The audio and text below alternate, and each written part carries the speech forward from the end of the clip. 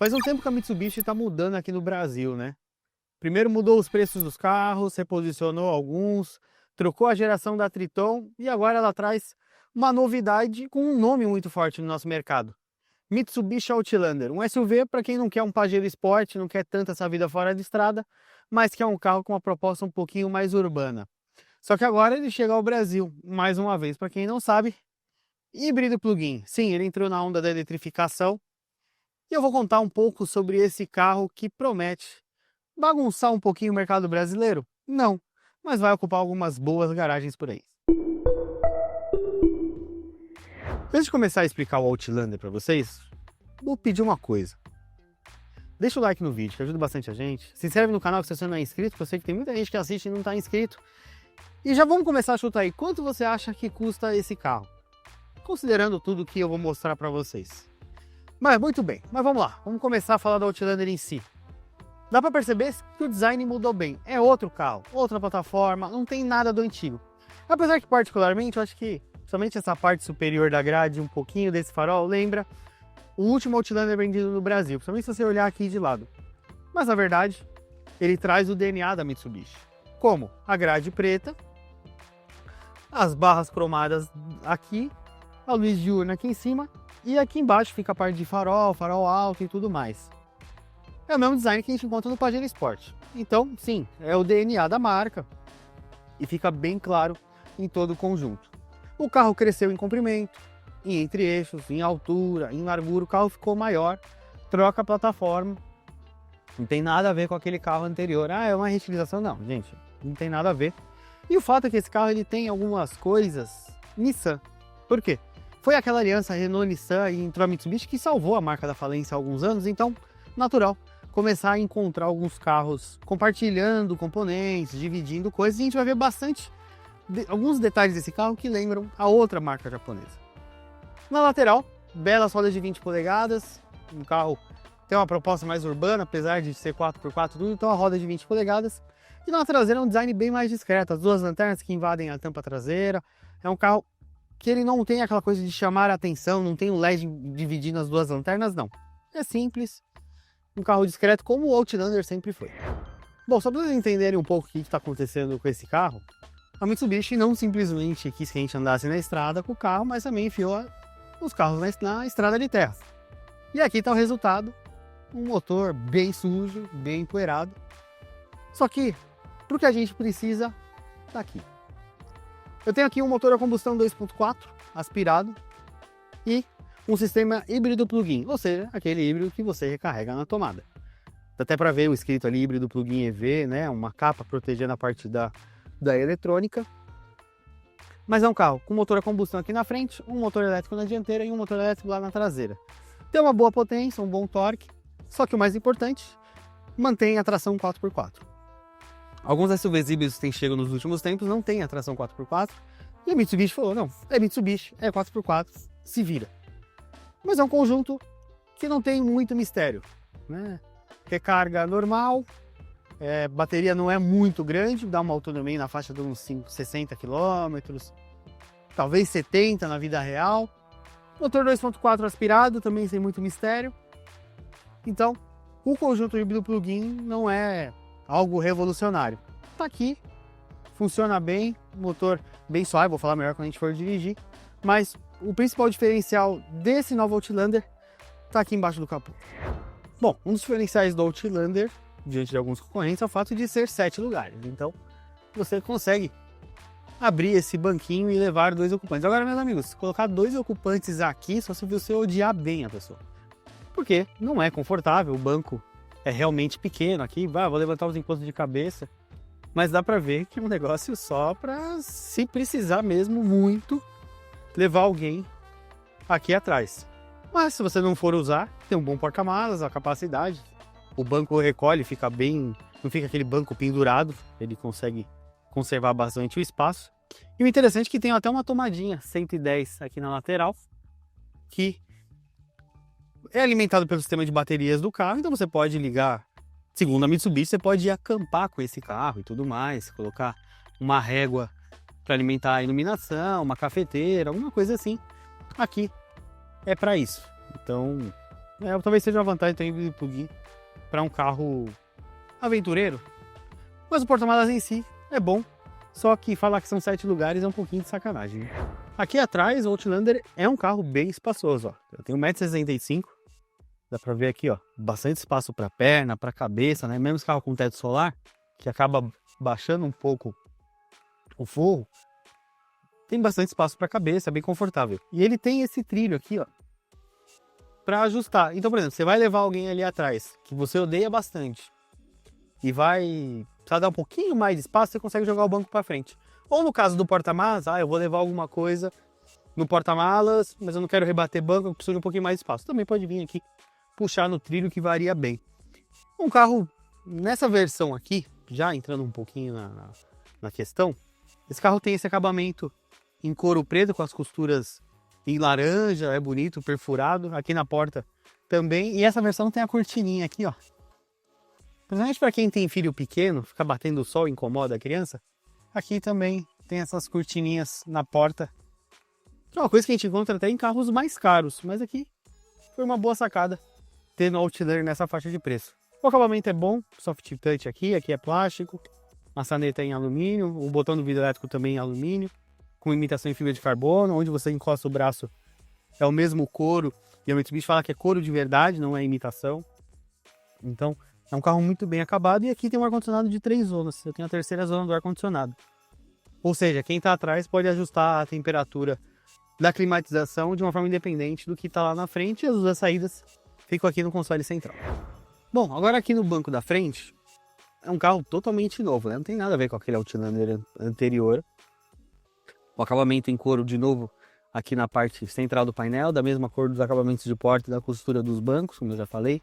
Aqui também em couro, aqui em cima soft touch, é um carro muito bem acabado, isso é fato. O Outlander é um carro muito bem acabado, volante em couro, as portas também seguem o mesmo padrão, os botões em alumínio, alguns comandos aqui do lado. E é um carro muito bem equipado, né? É um híbrido plug-in. Então tem, por exemplo, um seletor de modo de condução aqui, que vai Power, Eco, Normal, Asfalto. E aqui eu já entro até numa parte fora de estrada, já que é um carro com tração 4x4. Um seletor que muda aqui o comportamento da tração, do motor, do controle de tração e estabilidade, de algumas coisas, conforme eu escolho. Agora sim, a verdade é a seguinte, né?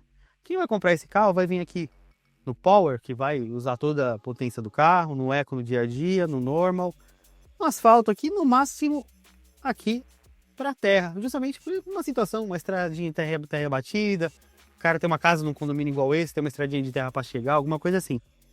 Os outros aqui embaixo, não acho que o cara que compra esse carro aqui não vai nem usar. Aqui também eu tenho um botão para o One Pedal Drive, né? Aquele sistema que você tira pelo acelerador, o sistema de regeneração atua quase como se fosse um freio. E aqui o sistema do sistema híbrido plug-in, que na verdade eu posso rodar no modo normal, que o carro faz a calibração entre o motor a combustão e os motores elétricos, o modo 100% elétrico, como eu falei, deve rodar na faixa dos seus 70 km assim. O modo safe, que ele vai segurar a carga da bateria, por exemplo, estou na estrada, eu quero chegar no lugar e usar a bateria para rodar na cidade. Você tem esse modo safe e o modo charge, que o motor a combustão vai se forçar, ó, como já ligou aqui, ele vai se forçar para carregar a bateria. Eu quero usar a bateria, mas eu não quero carregar o carro em forma externa, mas então vou botar no modo charge. Obviamente o carro aí bebe mais, mas aí você tem que ver se compensa. Aqui eu tenho o sistema de ar-condicionado, graças a Deus, com comandos físicos. Aqui eu tenho um sistema de 2 zonas, não tem muito mistério, a telinha com os números aqui. Lembra que eu mostrei que lá atrás tem um ar-condicionado de 3 zonas? Você pode regular a temperatura aqui. Então se você tem filhos pequenos, quer deixar eles confortáveis, você pode escolher aqui. Ou se você quer esquentar o pessoal lá atrás, você pode esquentar ou esfriar e matá-los de frio. Então tá aqui, e os bancos também tem um aquecimento, tudo aqui. Mais uma vez, não tem nada na tela, tá aqui embaixo. E já a tela, um sistema multimídia bem completo, Apple CarPlay sem fio, mas o Android Auto ainda precisa do cabo. Câmeras 360, é um software que a gente conheceu já na Mitsubishi Triton, funciona bem, tem boa velocidade, tem boa resolução. Um sistema de som nessa versão, um sistema de som assinado pela Bose, com subwoofer.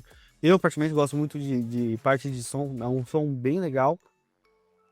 Mas a multimídia está aqui em posição elevada, né? Só que lembra que eu falei um pouco da questão da Nissan, né? Por exemplo, painel de instrumentos, uma tela grande, bem completa ali, fizeram um cuidado de ter grafismo próprio da Mitsubishi e tal, só que tem algumas coisas que a gente lembra um pouco da Nissan. A própria central multimídia lembra um pouco, o volante também vem um pouco, e a própria chave do carro é a chave bem parecida com o que a Nissan usa. Então, tem algumas particularidades, até a parte de luz de teto aqui, né? Tem teto solar panorâmico, mas a parte de luz de teto também lembra um pouco da Nissan. Mas é um dos resquícios de um casamento que a gente não sabe se vai acabar ou não, né? Mas por enquanto é um casamento que ainda existe.